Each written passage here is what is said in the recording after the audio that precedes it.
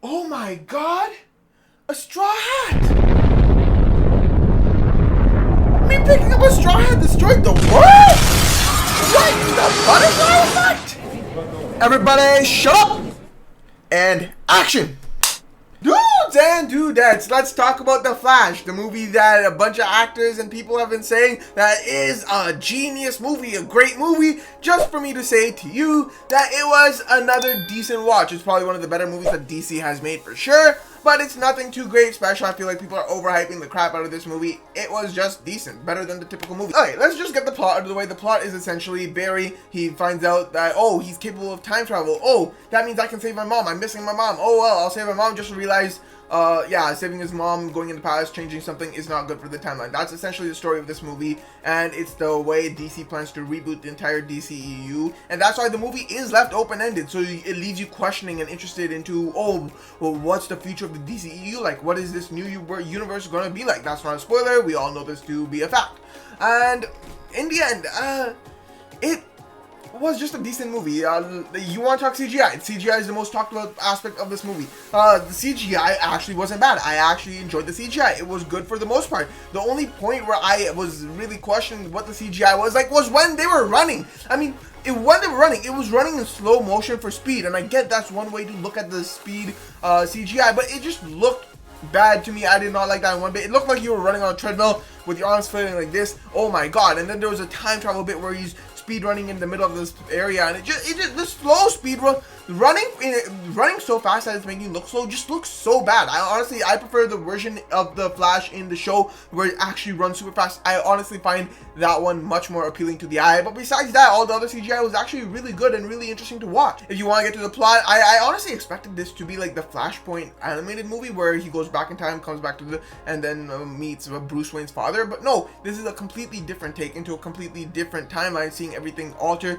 meeting his previous self, interacting with his previous self. He goes thinking that he'll not make any big changes, just save his mom by changing one tiny little detail. And just because he changes one tiny thing, a butterfly effect goes in and makes one small change, a huge drastic change in the universe. And it's honestly really interesting to see how big of an effect the butterfly effect can do, and the dangers of time travel. And it's honestly a really interesting viewing of time travel and the consequences of time travel. We've seen it in Back to the Future and plenty of other movies, and this one doesn't fail to intrigue you in the aspect of time travel, though it also has the same typical aspects of time travel, like, oh my god, doing this is bad, changing one thing is bad. It has the same aspect, oh, changing one thing can change everything.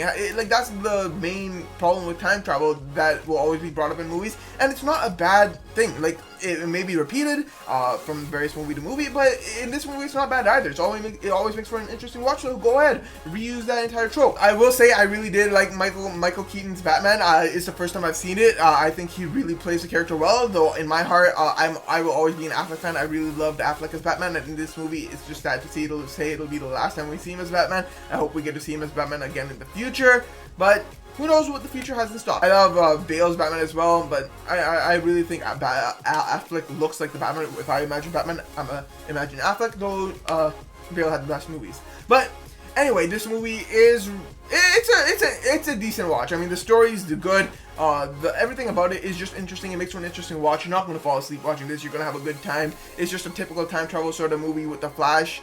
I will say that this makes for a good sort of origin point for the Flash character as well in the movie. It's a time travel movie trying to set up the future of the DCEU, but it also makes a good origin story for the Flash. And I think this movie is best enjoyable if you haven't seen the Flash show, because if you've seen the Flash show, it may not be the best show, but the early seasons were really good in that show, and just seeing this as a completely different take, it just feels weird. It's like, wait, no, that's not, oh my god, oh wait, that's Iris West? I was expecting Candace Patton.